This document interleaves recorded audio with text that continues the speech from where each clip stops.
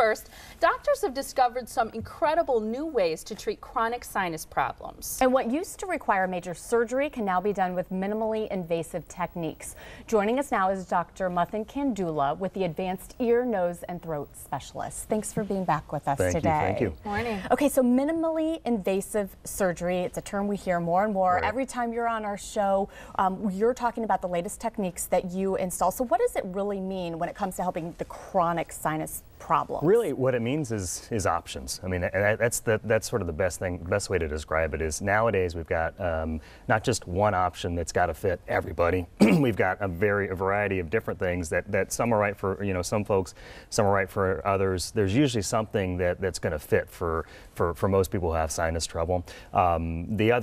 Really the most important thing about the minimally invasive part of things is, as it sounds, it's minimally invasive. So we're trying to keep things as sort of natural, as easy on the body as possible, maintain natural function, really just try to accentuate what the body's trying to do on its own. And decrease downtime probably as much as possible. Everybody likes the word, if you're going to have surgery, minimally invasive sounds a lot better than full-blown invasive stuff. Absolutely. So when was it first introduced here in our state for sinus problems? For sinus problems, about 2006 is when I first started doing the surgeries here, and I was the first surgeon in the state to perform minimally invasive sinus surgery. And speaking of that, that's probably a key if you're looking for someone to do a procedure, if they've done a lot of it. Yeah, I mean, I think so. Really, certainly, as a surgeon, as somebody, just as a person, the more that you do something, the better that you feel about it, the more nuances that there are, and that holds true for, I'm a person, obviously, and a surgeon, but just for surgical techniques as well as day-to-day sorts of things, so absolutely. And go through the advantages of minimally invasive procedures. Well, really, the biggest advantage, I think, from my perspective, is we're able to really leave the body as it's supposed to be, versus before we had to really remove a lot of things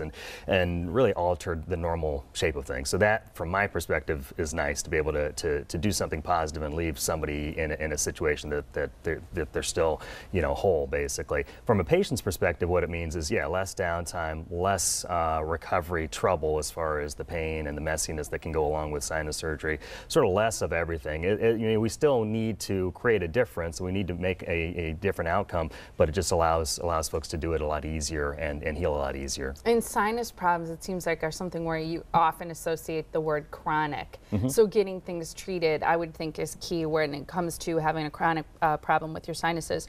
One of the things you've talked to us before about is balloon sinuplasty. That's considered minimally invasive, right? Absolutely. Yeah, that is. And with that, what we're doing is really just expanding the natural sinus openings with the balloon. So there's a little diagram of that. And this shows the procedure. This is looking at the sinuses up in the forehead, and what we're doing is just finding the natural opening. So prior to balloon sinuplasty, we had to actually sort of drill through that area, but we're able to use a wire to go in there, use a balloon to expand the natural opening and allow the infection out. And it's permanent once you expand it? It's permanent, exactly. Okay. I mean, as with anything, there's sort of various outcomes with it, but if we do it and if things go like they typically do, it's a permanent fix. Okay. And then the very newest procedure that you also introduced in Wisconsin is the finesse. Yep, finesse, exactly. And procedure. What is that? It's similar, although it kind of turns things on its head, and this is another diagram. And this is actually, it's kind of hard to notice, but this is looking into this young lady's cheek on that right-hand side. So we're actually going up under the lip and with a little camera. So that's another thing that really lets us do what we need to do nowadays. We're using tiny cameras. This is about the same thickness as a human hair. Going in, finding a natural opening.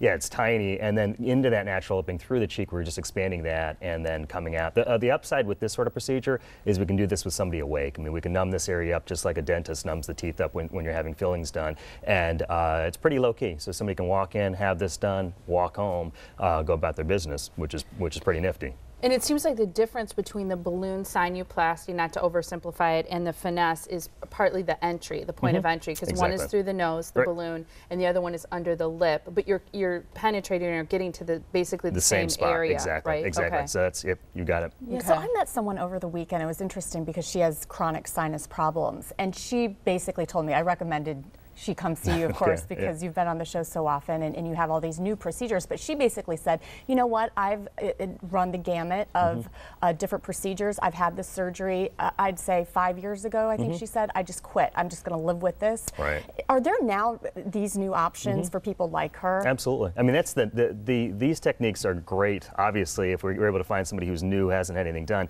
then we've got the whole spectrum of options. But really, even like the balloon procedure specifically, I've done it a lot on patients who've had previous surgeries and had problems with scarring and other things. And because we're not creating a lot of damage to the tissue, it's able to create a different outcome. So this, you know, again, it's not the right fit for everybody, absolutely. But typically nowadays, if somebody's got that sort of trouble, we're going to be able to find something that's going to be able to help. And why did you decide to make Advent both patient-oriented as well as it seems like you're always focused on what's new and the latest technology and advancements? It's because that's how I would want to be treated as a patient, basically, and that's how we treat everybody. Is you know, I would want the best, I would want the latest, I would want at least to have my options as far as what's out there, both as far as, you know, techniques as well as you know, what it typically feels like to walk into an office, and I think hopefully we're able to accomplish that. Dr. Kandula, thank you so much. Thank and you. Of course, he's with Advanced Ear, Nose Specialists, also they're located in Wauwatosa. The phone number's on your screen, and for more information, the website is advent.md. Thanks again. Thank you. Coming up after the break, from bestsellers to lesser known gems, we'll share some great picks